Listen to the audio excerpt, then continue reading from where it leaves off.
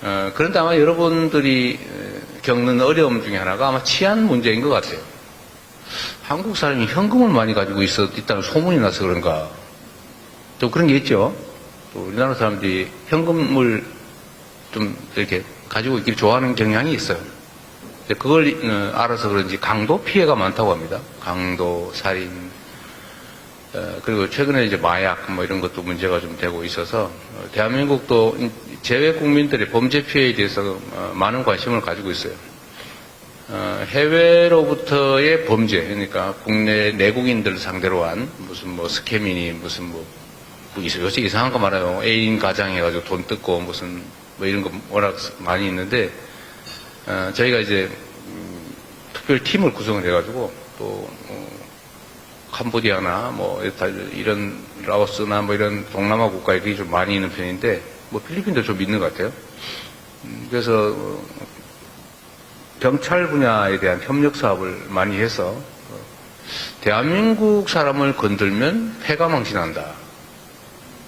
제가 이렇게 공언을 하고 또 실제 현재 언론에도 그런 얘기도 많이 좀 퍼뜨리고 또 내국인을 상대로 한 범죄 행위에 대해서 우리가 좀 과하다 싶을 정도로 많은 인력, 예산, 자원을 투자하고 있습니다. 그래서 지금은 소위 내국인을 상대로 한 스캠 범죄, 보이스피싱 뭐 이런 게 통계적으로 피해액은 22% 계속 늘어나고 있었는데 피해액은 22%가 줄어들었고 이제 꺾였어요. 대한민국 부동산 값 꺾이듯이 꺾이고 막 올라가다 꺾이고 있습니다.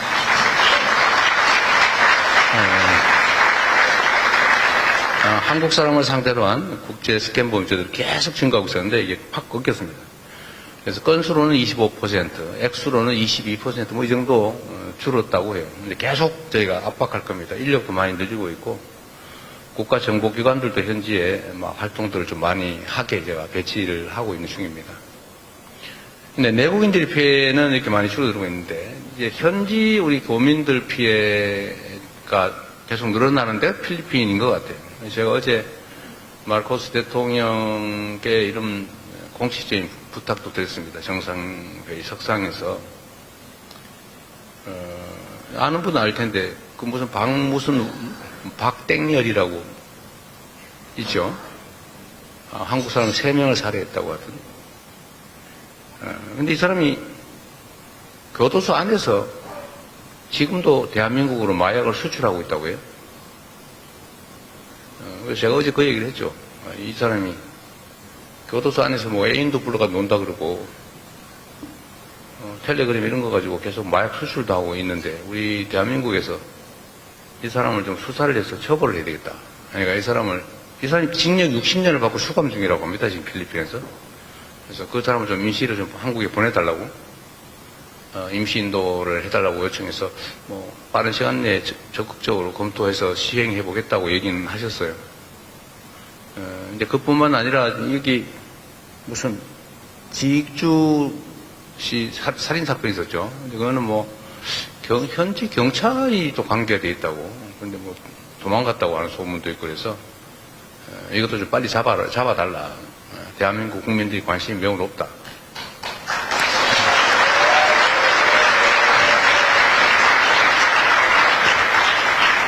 어제 그렇게 말씀을 드렸고 최선을 다하겠다고 말씀을 주셨어요.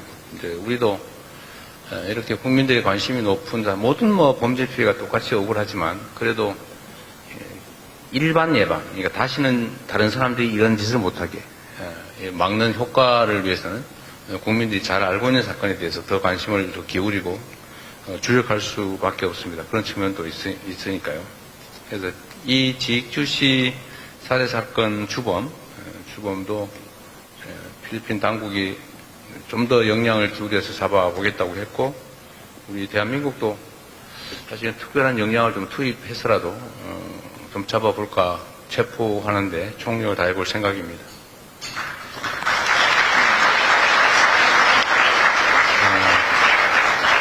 그리고 다행히 또 이제 필리핀 당국은 대한민국 정부에 대해서 매우 우호적인 실질 조치를 하고 있어요. 여러분도 잘 아시겠지만 코리안 데스크라고 하는 조직을 별도로 운영하고 있죠.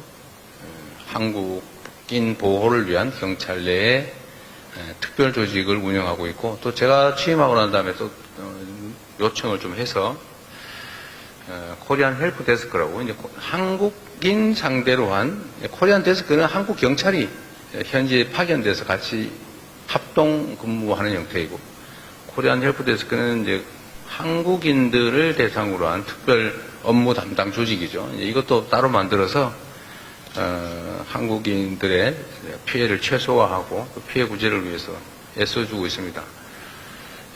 이런 나라는 필리핀밖에 없어요, 현재 상태로.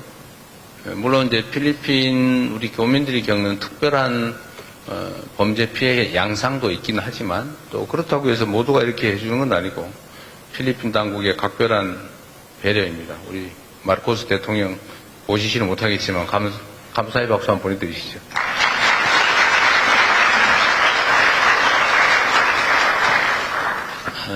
우리 대한민국 국민들은 참으로 위대한 국민들입니다. 여러분을 포함해서.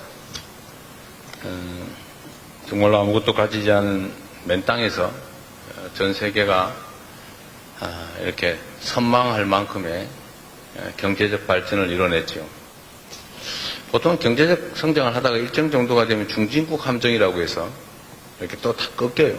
그리고 대개 뭐 군사 독재니 무슨부터 정치 체제가 이상하게 꼬여가지고 다시 또 쓰러진 경우가 대부분인데, 대한민국은 그 함정을 벗어나서 민주주의까지 세계가 부러워할 만큼의 정말 선진적인 민주주의 체제도 갖췄습니다. 식민지에서 해방된 여러 나라들이 있는데, 그 식민지에서 해방된 나라 중에서 이렇게 경제 발전, 산업화, 그리고 민주주의 발전, 이 민주화를 동시에 이룬 나라는 대한민국이 유일합니다. 그리고 그 발전 속도도 타의 추종을 불허할 만큼 엄청나게 빨랐죠. 이제 앞으로 계속 이 길을 확장적으로 나아갈 것이냐, 아니면 또 무슨 일 생겨가지고 이렇게 다시 꼬꾸라져가지고 옛날로 되돌아갈 것이냐, 그건 우리의 선택에 달려 있습니다.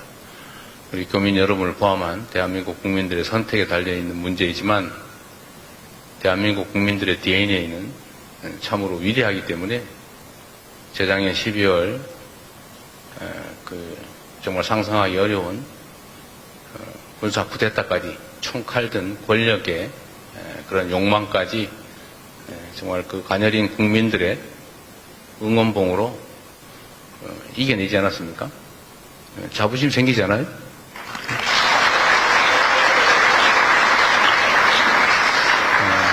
그리고 제가 이제 꽤 상당 기간을 정치와 경제에 대해서 고민을 하면서 저 나름대로 이르는 결론은 이런 겁니다. 사실 정치에서 가장 중요한 건 국민들의 더 나은 삶이죠. 안전하게, 평화롭게, 배부르게, 또 희망적으로 살아가고 싶은 게 사람이고, 또 그렇게 만드는 게 정치라고 생각합니다.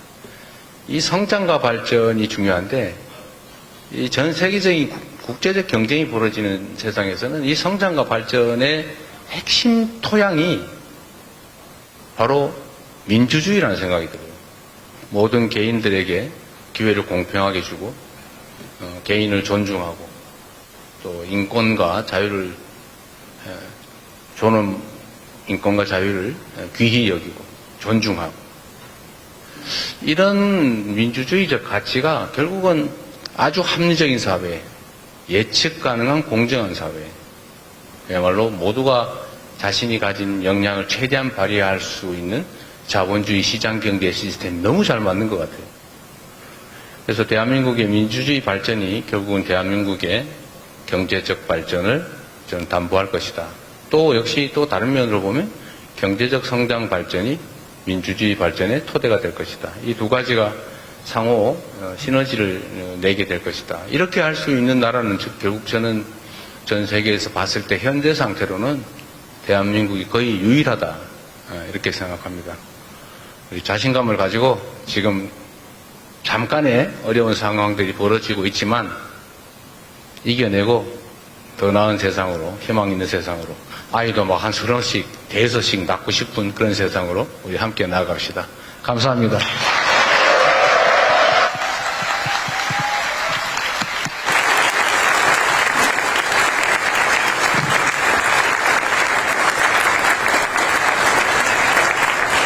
교육님의 오늘 피부공고일에 대한 공감원의 격려의 말씀